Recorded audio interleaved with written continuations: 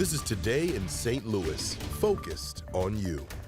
Well, good morning and happy Sunday. We are taking a live look right now at the trailheads for 3 new mountain bike paths at a St. Charles County park. Beautiful. They'll open to the public in just 1 hour from now, so in a few minutes we'll learn much more about that. Looks beautiful, all that fall foliage. Oh my we gosh, love to it's see. stunning. We love that. Well, good morning. It's Sunday, October 21st. I'm Mercedes McKay, joined by meteorologist Tracy Henson. Thanks so much for waking up with us this morning. Travis Cummings has a much needed day of rest off. I hope he's sleeping in right now and not up. Little cousin's birthday, so I he's know. off in New Orleans at home. It'll be so fun. We're excited to Yeah. see all the pictures after. But Tracy, I know everyone has been loving, personally me, this fall weather. Oh, absolutely. Finally feels like fall. I've had my little porch open, you know, with the screen door, letting it yeah. in. Oh.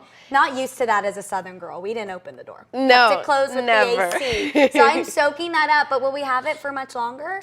Yeah, we have another day that's going to be really nice today. And then this week a little warm, but you know, for someone like you, you probably will still keep that door open, London. Oh, I yep. might be running the AC, but to each their own. All right, the view outside, what a great start it is, especially for those new mountain bike trails in St. Charles. They look fabulous. I know they put a lot of work into that there. You can see some of the trees. I just love the way the sun is kind of shining on these right now through the buildings. You can see some of that fall color right here in the city.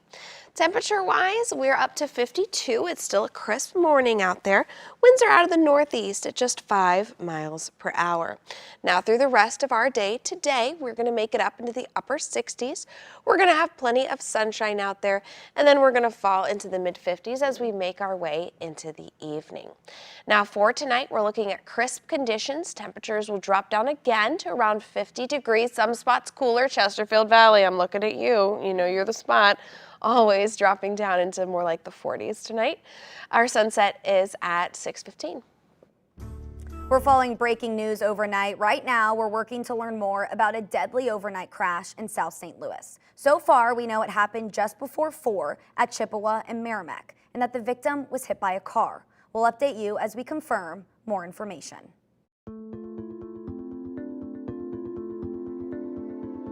Here's what you missed overnight in the Israel-Hamas conflict. The U.S. military deployed another carrier group to the eastern Mediterranean. They're equipped to help Israel defend itself by shooting down rockets and missiles. The Israeli Defense Forces expanded the evacuation area in northern Israel. They're gathering troops at the Lebanese border due to the attacks from Hezbollah, an Islamic group that's separate from Hamas. The IDF has also ramped up operations in the West Bank. The military bombed a mosque early Sunday morning and arrested at least 65 people. And the Rafah crossing at Gaza's border with Egypt is still closed. Multiple nations, including the United States, are discussing how to get more aid into the Strip and allow foreign nationals trapped there to leave. Israel is doubling down on its evacuation orders in Gaza. Troops dropped new evacuation leaflets as they prepare a ground invasion in the north by Gaza City. But we don't know when that attack will happen. Now, if you'd like to learn more about the war, text the word Israel to 314-425-5355, and we'll send you a link to all of our articles. Well, now on to some local news. It's been a violent weekend here in St. Louis. A man was shot and killed around 5:30 Friday night on Glenmore Avenue in Velda City. And right now, 3 people are recovering after a Friday night shooting at 3rd and Gratiot downtown.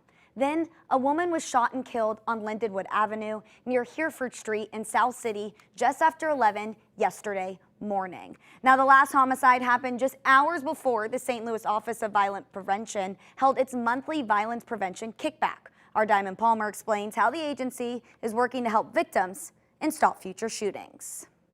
Overnight, a 15-year-old boy on Gustav Avenue became the latest victim of gun violence, a bullet grazing him on the right hip. This all happening on the same weekend that the Office of Violence Prevention is hosting their monthly community kickback. The organizers say they want to see more schools and more businesses involved in decreasing the violence in our city. We could probably bring some state resources here. Really, it's about going to these communities and finding out what they need and making sure those people show up. There's hope for our city. That's the message the Office of Violence Prevention in St. Louis spreads monthly. Director Wilford Pinkney and his team at OVP say it's all about meeting people where they're at. On Saturday, the Public Safety Agency came out to Beckett Park in the Lewis Place neighborhood. OVP targets young people with their events and resources for gun safety, housing, and even veterans.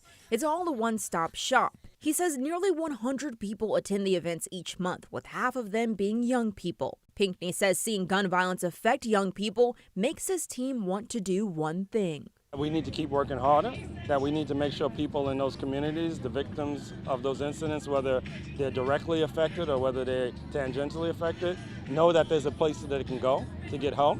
OVP says their message is simple. There's hope. There's people working to really walk with people and to comfort them and to give them what they need and to help build them up. And I think that's the main message. Diamond Palmer, 5 on your side. Well, the next community kickback is November 18th at the O'Fallon Park Rec Center. If you go, you'll get a free Thanksgiving turkey. This evening at 6, the Frick's Market in Sullivan, Missouri will permanently close. Then, this coming Wednesday, a new Schnucks grocery store will open just over a mile east of there on South Highway 85 in Oak Grove Village. Schnucks bought out Frick's back in 2022. Tomorrow and Tuesday, Central Visual and Performing Arts and Collegiate High School will be closed. The St. Louis schools share a campus, and Tuesday marks the one-year anniversary of the campus shooting that killed a teacher and a student.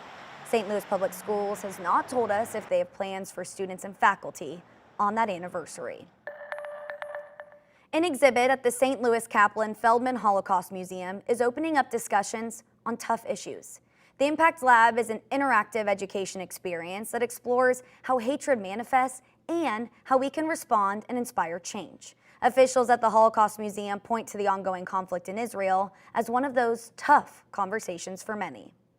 It's a space for us to engage in difficulty, engage in talking about really difficult issues. You know, we've gotten a lot of phone calls from parents and teachers asking us, how do we talk about this? How do we talk about what's going on with our kids? And the Impact Lab is really the answer to that. You can experience the Impact Lab for yourself. Public sessions are available Saturday afternoons at 2 o'clock. The bedbug crisis in Paris has many sharing tips for how to get rid of those pesky parasites. We'll verify which ones work and which don't. Plus, Art and Soul, the live art exhibit happening right now in Grand Center today. All right, temperatures today into the upper 60s. We're looking pretty good. I'll fill you in on what you can expect through the rest of the week.